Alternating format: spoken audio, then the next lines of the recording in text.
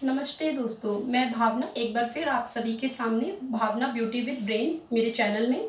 और आज का जो मेरा टॉपिक है वो है कोरोना वायरस और कैसे उसने हमारे लाइफ को, हमारे बिजनेस को इफ़ेक्ट करा है। इस वीडियो को आप अगर एंड तक देखेंगे तो आपको मैं 200% ये गारंटी देती हूँ कि आपको इस चीज़ का जो है आंसर ज़रूर मिलेगा कि आप अपने बिजनेस को किस तरह से इस कोरोना वायरस से अफेक्टेड नहीं होने दे सकते।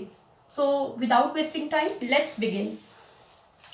देखिए, अब हम माने या ना माने, हम इस चीज़ को चेंज जो है, हम सभी जो हैं ह्यूमन बींग्स की एक टेंडेंसी होती है, चेंज कोई भी नहीं चाहता, क्योंकि जो हम इतने ज़्यादा कंफर्टेबल हो चुके हैं अपने डे टू डे रूटीन में या अपनी जो जिस तरीके से हम जीते आ रहे थे, तो कोई भी उसे चेंज नहीं करना चाहता।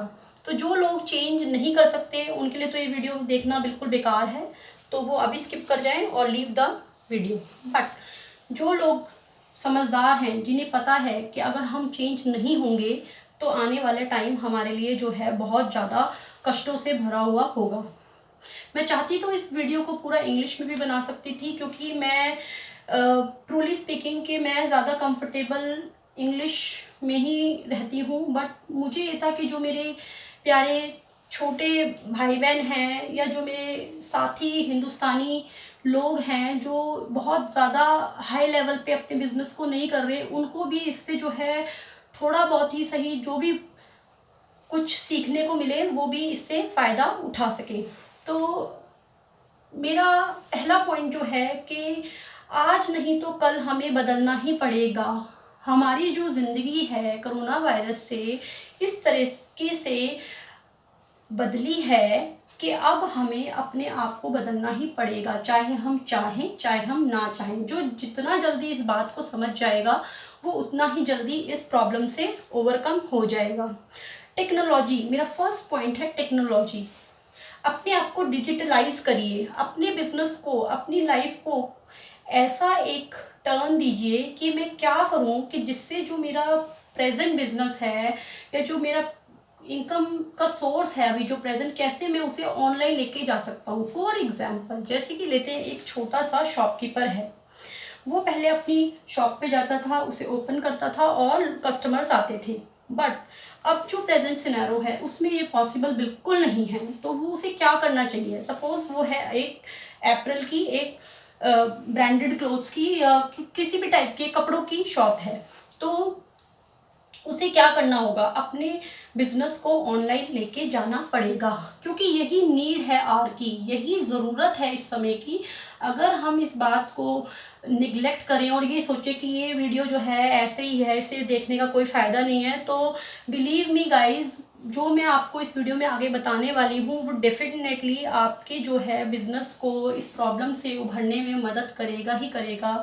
मैं भी जो है चेंज नहीं चाहती, बट हमारी जो प्रेजेंट सिचुएशन है ऑल ओवर द वर्ल्ड, किसी को नहीं पता कि हम किस तरफ जा रहे हैं, क्या आने वाले टाइम में हमारे लिए भगवान ने सोच रखा है। तो हम एज अ ह्यूमन बींग्स इस चीज़ को एक्सेप्ट करते हुए आगे बढ़ने की ही सोच सकते हैं, बजाय इसके हाथ पे हाथ रखे हुए बैठ के ये सब सोचें कि अब क्या होगा या अब कुछ नहीं हो सकता या हम कुछ नहीं कर सकते। ये चीज़ें हमारे हाथ में नहीं हैं, बट हमें अपना 100% तो देना ही चाहिए और कोशिश करनी चाहिए कि जल्दी से जल्दी जो है हम अपनी अपनी फैमिली की और अपने लोगों की हेल्प कर सके। क्योंकि गवर्नमेंट जो है वो कब तक हमारी हेल्प करेगा? आज गवर्नमेंट जो है, जो बिलो पॉवर्टी लाइन लोग हैं उनको राशन दे रही है, उनके अकाउंट्स में पैसे डाल रही है, बट गवर्नमेंट एक बार डाल देगी, गवर्नमेंट दो बार डाल देगी, ये ज़रूरी नहीं कि गवर्नमेंट बार बार डालेगी। और हमें भी एक रिस्पॉन्सिबिलिटी लेके चलना चाहिए।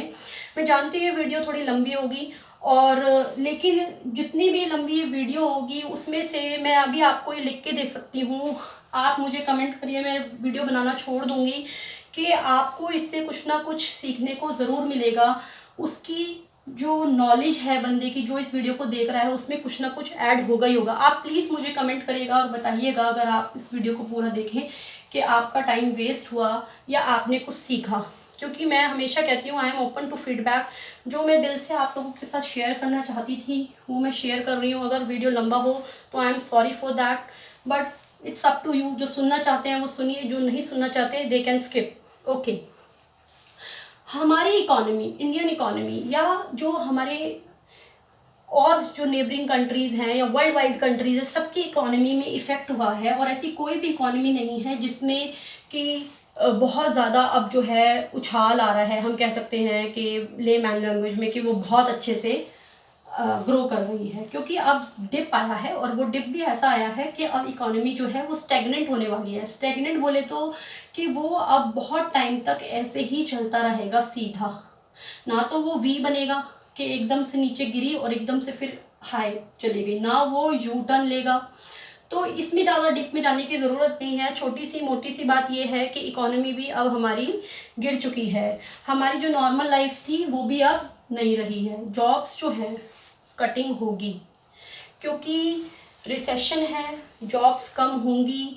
लोग जो हैं, ओनर्स जो हैं, बिजनेसमैन जो हैं, बड़ी बड़ी ऑर्गेनाइजेशंस जो हैं, वो रोबोट्स को ज़्यादा प्रेफरेंस देंगी बजाय उसके कि ह्यूमंस को। क्योंकि अगर आप, जैसे कि मैं हमेशा एग्जांपल से आप लोगों को समझाती हूँ, आप सोचिए आप किसी रेस्टोरेंट में गए हैं और मास्क लगा के कोई वेटर आए आपके लिए पानी लेके, आपने जो ऑर्डर किया है वो लेके, तो थोड़ा सा ऑकवर्ड लगता है, थोड़ा सा देखने में और फील करने में थोड़ा इतनी हमें नॉर्मल फीलिंग नहीं आती। बट अगर वही चीज़ एक रोबोट जो कि वायरस को ट्रांसफ़र नहीं कर सकता, जो दोबारा से बीमार नहीं हो सकता, वो हमें सर्विस प्रोवाइड करे, तो एक तो लोगों को नई नई चीज़ें एंटरटेनमेंट के लिए चाहिए होती है, उनको एंटरटेनिंग लगेगा कि देखो यहाँ तो रोबोट सब कुछ लेके आती है, ये प्लस पॉइंट है। दूसरा, अगर जैसे ह्यूमंस से ये वायरस कम्युनिकेबल है, रोबोट से ये कम्युनिकेबल नहीं है। तीसरा, कि रोबोट कभी भी मास्क लगा के नहीं सर्विस प्रोवाइड करेगा। ये मैंने सिर्फ एक एग्जांपल लिया है। तो कहने का ये मतलब है, अगर हमारा बिजनेस आज की डेट में कुछ इस तरीके का है कि उसे रोबोट्स या टेक्नोलॉजी उसे रिप्लेस कर सकती है, तो हमारे लिए ये चिंता की बात है। हम क्या करें, अपनी स्किल्स को कैसे इम्प्रूव करें, क्योंकि हमारे पास एक बस यही रास्ता बचता है कि या तो हम अपने बिजनेस को मॉडिफाई करें, या फिर हम अपने बिजनेस की स्किल्स को इस तरीके से इम्प्रूव करें कि उन्हें रोबोट्स रिप्लेस ना कर सकें। जैसे कि मैंने आपसे कहा, आप इसका एग्जांपल ऑनलाइन किसी भी नेट से आप देख सकते हैं, गूगल पे सर्च करके, कि अली बाबा चेन ऑफ होटल्स जो है वो उन्होंने जो है सब कुछ रोबोटिक कर रखा है। आप एंटर करते हैं, आपको रूम्स तक जो है रोबोट्स लेके जाते हैं, सारी सर्विस रोबोट्स प्रोवाइड करते हैं।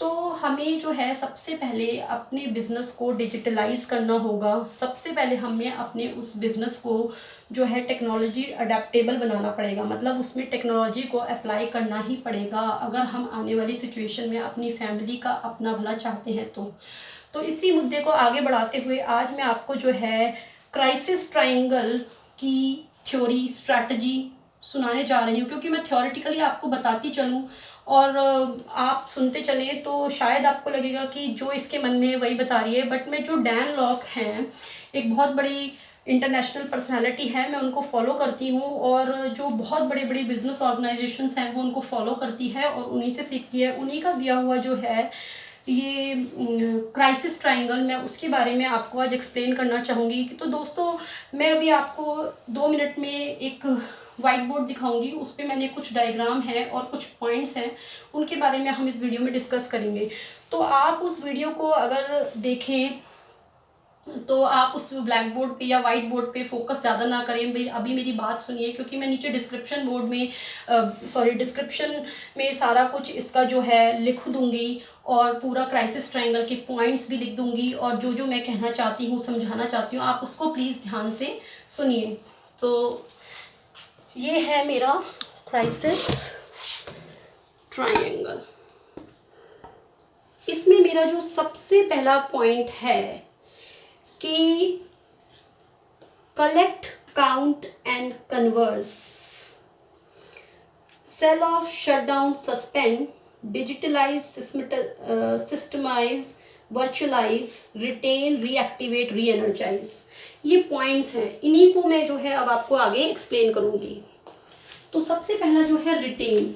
आप अपने कस्टमर्स को जो है किसी भी तरीके से रिटेन करिए, क्योंकि आप एडवर्टीज़मेंट में पैसा खर्च करेंगे और आप ये सोचेंगे कि मैं नया कस्टमर बनाऊं, तो इसमें बहुत टाइम लगता है और ना अब हमारे पास इतना कैश है कि हम नए कस्टमर्स जो हैं हम अपने बना सकते हैं। तो बजाय उसके के नए कस्टमर बनाने के लिए हम सोचें, हम ये कर सकते हैं कि हम रिटेन करें, हम बना के रखें उन लोगों को, अपने पास सेव बचा के रखें उन कस्टमर्स को जो हमारे अभी प्रेजेंटली हैं। कुछ भी करिए, उन लोगों से पूछिए, सर्वे कीजिए, उनसे पूछिए कि उन्हें और क्या चाहिए, उनकी लाइफ्स में कुछ वैल्यू ऐड करिए। अगर वो आपकी सर्विस को छोड़ना चाहते हैं तो उनसे पूछिए कि ऐसा क्या है कि आप इस सर्विस को छोड़ना चाहते हैं। Second point is reactivate.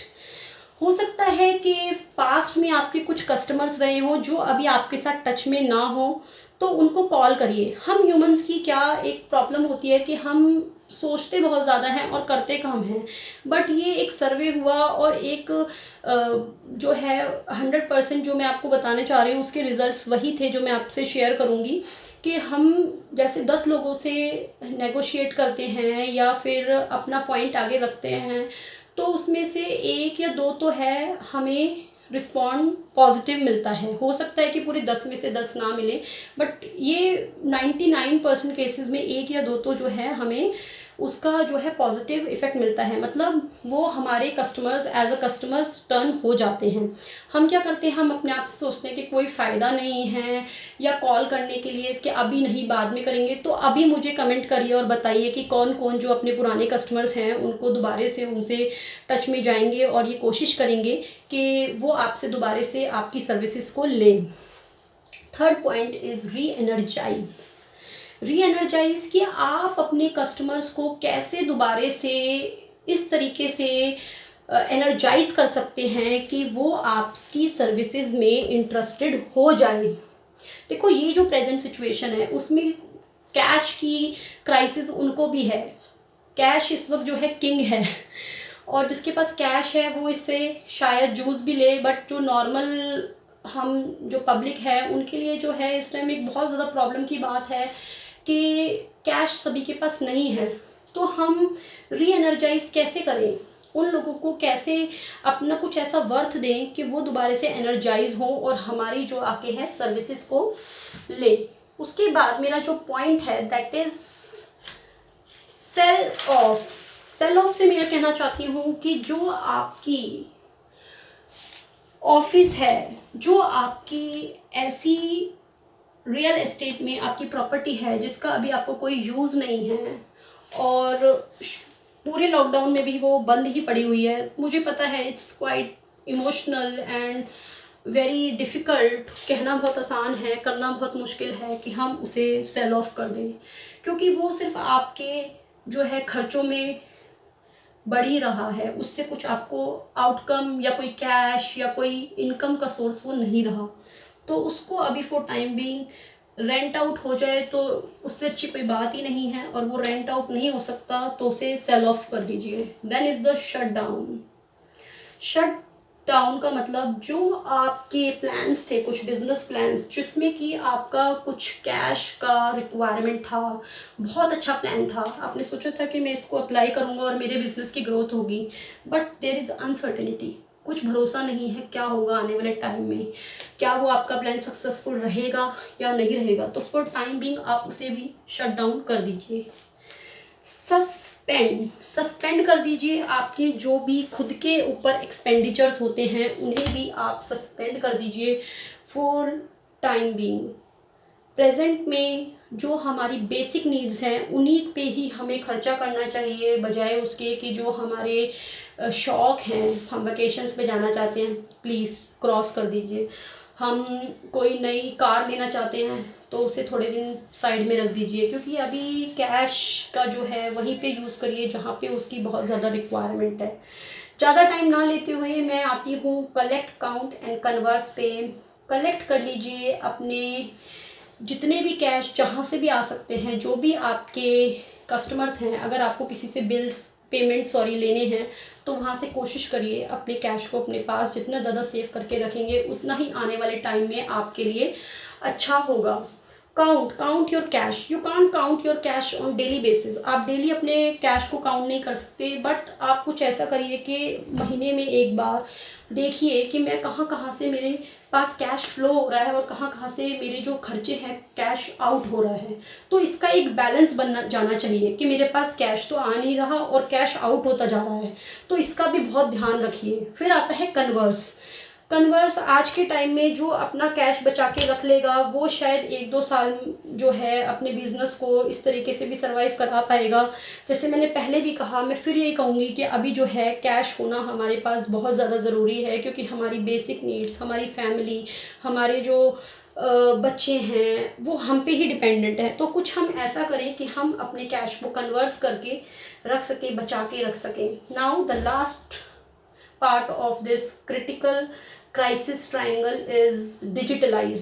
मैंने पहले भी कहा, मैं फिर इस पॉइंट को बहुत ज़्यादा एम्फसाइज करना चाहूँगी। डिजिटलाइज मतलब आप अपने बिजनेस को जितना हो सके ऑनलाइन लाने की, डिजिटलाइज लाने की, अपनी सर्विसेज को ऑनलाइन प्रोवाइड करने की लोगों को, अपने कस्टमर्स को प्लीज़ कोशिश करिए, क्योंकि ये नीड है इस आर की, इस मुश्किल घड़ी की ये रिक्वायरमेंट है। जो अब हाथ पे हाथ भरे रखे हुए बैठे हुए हैं और सोच रहे हैं इसे एज अ वेकेशन है, ये मेरी छुट्टियां हैं, लॉकडाउन में मैं तो कुछ नहीं कर सकता, तो आने वाले टाइम में मैं लिख के दे सकती हूँ कि उनको बहुत, मेरी बात कड़वी है बट सच्ची है, कि उन्हें बहुत इसका भुगतान भरना पड़ेगा। तो बैठे ना रहिए, कोशिश करिए, कमेंट करिए, मुझे बताइए कि आप किस बिज़नेस में हैं। आपको अगर कोई हेल्प मैं कर सकूँगी तो I will definitely going to help you guys. उसको डिजिटलाइज करिए, उसे ऑनलाइन लेके आइए। देन इज़ द सिस्टमाइज का मतलब आप अपने प्रोसेस को, अपने प्रोसीजर को सिस्टमेटाइज करिए। इसका मतलब क्या है, जो आपका तरीका था, प्रोसेस था, प्रोसीजर था काम करने का, उसे दोबारा से रिवाइज करिए, उसे और सिस्टमैटिक बनाइए कि वो जो है ऑनलाइन जो आपके कस्टमर्स आ रहे हैं उनके लिए फ्रेंडली हो। वर्चुअलाइज का मतलब क्या है?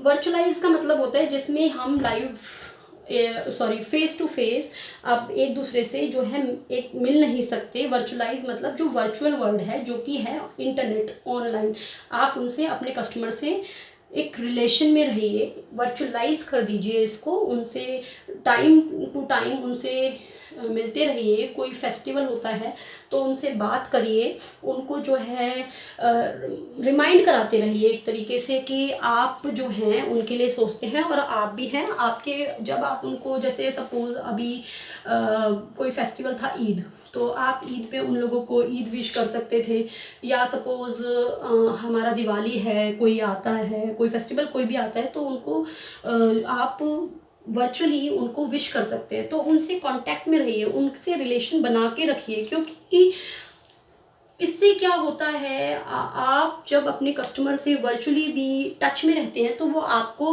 याद रखता है, भूलता नहीं है। तो ये था मेरा क्राइसिस ट्रायंगल की स्ट्रेटजी।